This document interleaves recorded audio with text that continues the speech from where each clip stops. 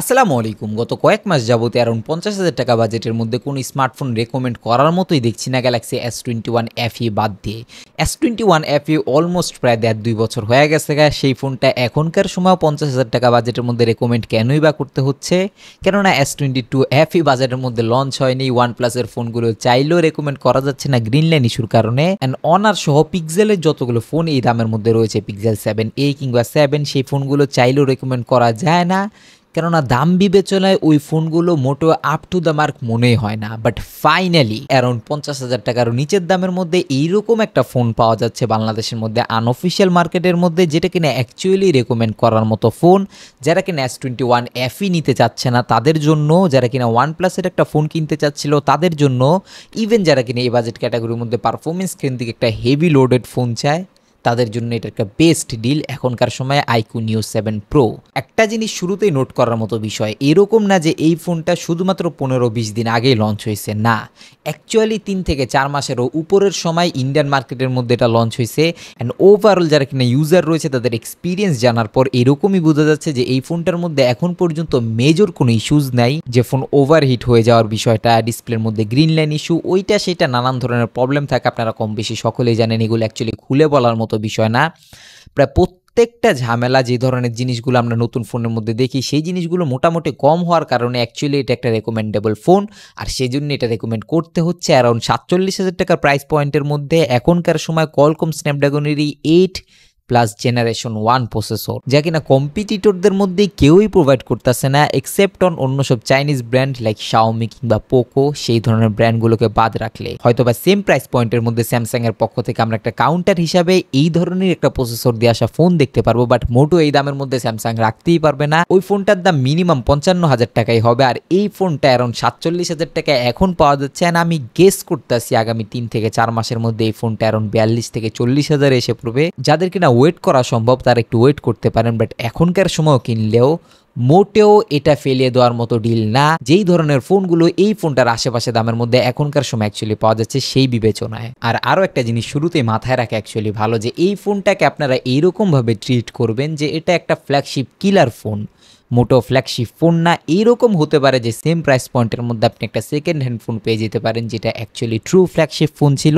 চাইলে ওই ফোনটা নিতে পারেন, কিন্তু নতুন দামের মধ্যে এর থেকে ভালো পারফরমেন্স কেন্দ্রিক ফোন কিংবা এরকম কিলার ডিল কোনো ব্র্যান্ডের ফোন এখনকার সময় নাই। এই ফোনটা পারফরমেন্স ক্যাটাগরি কিংবা ওভারঅল ফ্ল্যাগশিপ কিলিংয়ের যে বিষয়টা বলছি সেই দিক থেকে OnePlus-এর কথা মনে করে দিবে। পূর্বে OnePlus যেরকম ছিল অলমোস্ট সেরকম, কিন্তু ক্যামেরার পয়েন্ট অফ ভিউ থেকে OnePlus-এর ফোনগুলো যেই পরিমাণ ডিসঅ্যাপয়েন্টমেন্ট নিয়ে এসেছিল সেই জিনিসগুলো iQOO ফোনগুলোর ক্ষেত্রে এখন পর্যন্ত দেখা যাচ্ছে না। কেন? সেটাই হলো ভিভোর কালার ক্যালিব্রেশন কিংবা ইমেজ প্রসেসিং টেকনোলজি পাওয়ার কারণে। বাদবাকি জিনিসগুলোর মধ্যে অ্যাকচুয়ালি কি আমরা একটা ফ্ল্যাগশিপ ফোন থেকে যে ধরনের জিনিস এক্সপেক্ট করতে পারি অ্যাকচুয়ালি সেই ধরনের জিনিসপত্র রয়েছে। 6.7 ইঞ্চেসের একটা ফুল এইচডি প্লাসের অ্যামোলেড প্যানেল যেটা কিনা 120 হার্জ রিফ্রেশ রেট নিয়ে আসে, অ্যান্ড HDR10+ সাপোর্টেড, যেটা কিনা এক্সপেক্টেডই ছিল একটা ফ্ল্যাগশিপ কিলার ফোন থেকে। বাট কোয়ালকম স্ন্যাপড্রাগনেরই 8+ Gen 1 প্রসেসর যে দামের মধ্যে এই ফোনটা প্রোভাইড করতেছে কোনো ধরনের ঝামেলা ছাড়া, যার উপর কিনা একটু হলেও ভরসা বেশি করা যায় পোকো, Xiaomi এই ধরনের ব্র্যান্ডগুলো থেকে, সেখানে এই দাম বিবেচনা যারা কিনা গেমার্স রয়েছেন কিংবা ওভারঅল পারফরমেন্স হাঙ্গরি একটা ফোন চান, স্যামসাংয়ের ওই ফোনটাকে স্কিপ করতে চাচ্ছেন একটু পুরাতন ফোন হওয়ার কারণে, অ্যাকচুয়ালি বুঝতেই পারছেন যে কোন ফোনটার কথা বলছি, S21 FE। অ্যাকচুয়ালি সেই ফোনটাকে যদি স্কিপ করি, গুগলের ফোনগুলো চাইলেও রেকমেন্ড করা যায় না, ওর যে যাচ্ছে তাই অবস্থা পারফরমেন্স ক্যাটাগরির মধ্যে। গুগলের টেনসর প্রসেসরটা স্টিল না পারফরমেন্স ক্যাটাগরির মধ্যে প্রচুর পরিমাণে কলাপস করে, সেই জিনিসগুলোকে কনসিডার করলে এই দাম বিবেচনায় এটাকে কম্পিট করার মতো অন্য কোনো ফোনই নাই এখনকার সময়। এটা যদি একদমই সহজ ভাষায় ক্লিয়ারভাবে বলি, 4 ন্যানোমিটার ফ্যাব্রিকেশনে তৈরি অক্টাকোরের একটা প্রসেসর যেখানে কিনা জিপিইউ হিসাবে রয়েছে Adreno 730। ওভারঅল পারফরমেন্স ক্যাটাগরির মধ্যে একটা তুখোর বিস্ট লেভেলের ফোন। অনেকের হয়তোবা সন্দেহ হতে পারে যে এই ফোনটা ক্যামেরা সেন্ট্রিক ফোন বানায় না, সেই ক্ষেত্রে হয়তোবা ক্যামেরা একটু ডাল থাকবে। OnePlus-এর ফোনগুলো আমরা যেরকম দেখি, OnePlus-এর লাখ টাকার ফোন কিনলেও ক্যামেরা ভালো হয় না, সেই জিনিসটা এই ফোনটার ক্ষেত্রে হচ্ছে না। কেননা ওভারঅল দেখতে গেলে এই ফোনগুলোর ব্যাক এন্ডে ভিভোই কাজ করে থাকে, অ্যান্ড ভিভোর ক্যামেরা কীরকম হয়ে থাকে আপনারা কম বেশি সকলেই জানেন আলটিমেটলি। বাদবাকি 8 মেগাপিক্সেল একটা আল্ট্রাওয়াইড ক্যামেরা রয়েছে, অ্যান্ড 2 মেগাপিক্সেলের ম্যাক্রো। 4K-তে 30 FPS-এ ভিডিও শ্যুট করতে পারবেন। এখানে আমি একটু ডিসঅ্যাপয়েন্টেড, এখানে মিনিমাম 4K 60 FPS-এ দেওয়ার প্রয়োজন ছিল, সেই জিনিসটা এখানে নাই বলে অ্যাটলিস্ট এটাকে একটু হলো ডাউনগ্রেড করায়। বাট ওভারঅল ক্যামেরার পয়েন্ট অফ ভিউ থেকে চিন্তা করলে যে ধরনের ইমেজেস প্রোভাইড করতেছে কিংবা ভিডিও ক্যাটাগরির মধ্যে যে ধরনের কালার কিংবা ডিটেলস প্রোভাইড করতেছে সেটা এই ধরনের একটা গেমিং ফোন থেকে অ্যাকচুয়ালি এক্সপেক্টেড ছিলই না। বাদ বাকি আরও একটা ডিসঅ্যাপয়েন্টমেন্ট রয়েছে, সেটাই হলো সেলফি ক্যামেরার মধ্যে 15 মেগাপিক্সেলের যে সেলফি ক্যামেরাটা রয়েছে ওটা নিয়ে কোনো কোশ্চেন নাই, সেলফিজ যথেষ্ট ভালো উঠতেছে। বাট ভিডিও ক্যাটাগরির মধ্যে সেলফি ক্যামেরা দিয়ে শুধুমাত্র 1080p 30 FPS এ ভিডিও শ্যুট করা যাবে, সেই জিনিসটা একটু হলো ডিল ব্রেকিং মনে হয়। যারা কিনা অনেক বেশি পরিমাণে ভিডিওস ক্রিয়েট করে সামনের ক্যামেরা দিয়ে তাদেরকে বলবো যে এই বাজেট ক্যাটাগরির মধ্যে সেকেন্ড হ্যান্ড আইফোন কেনার জন্য কিংবা স্যামসাংয়েরই কোনো একটা ফোন ট্রাই করার জন্য। সেই ক্ষেত্রে ভালো ভিডিও পাওয়ার যে একটা স্টেবিলিটি সেই জিনিসটা একটু বেশিই থাকে ওই ফোনগুলোর ক্ষেত্রে, যদি আমরা এই ধরনের পারফরমেন্স কেন্দ্রিক ফোন থেকে তুলনা করি অ্যাকচুয়ালি। আর শুধুমাত্র এখানেই না, আরও একটা জায়গায় ডিসঅ্যাপয়েন্টেড করেছে, সেটাই হলো সেলফি ক্যামেরার মধ্যে 16 মেগাপিক্সেলের যে সেলফি ক্যামেরাটা রয়েছে এটা নিয়ে কোনো কোশ্চেন নাই,